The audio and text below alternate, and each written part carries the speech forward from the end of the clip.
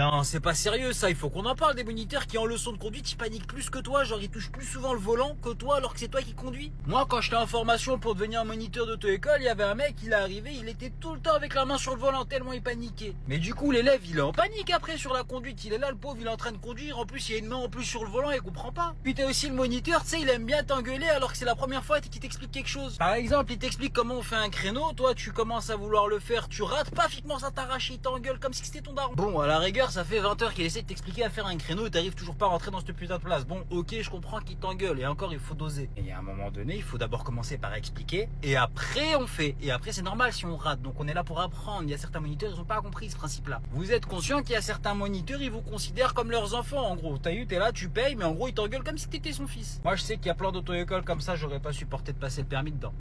Rassurez-moi quand même, vous êtes au courant du glitch pour avoir le code du premier coup. Attends, je vais vous expliquer tout ça. Première astuce, si tu veux réussir ton code du premier coup, c'est de réviser au bon endroit. Arrête les séries YouTube, les séries cheloues. Ça, c'est nul, oublie. Fais ça plutôt, tu vas pouvoir réviser avec des questions officielles, les mêmes que le jour de l'examen là.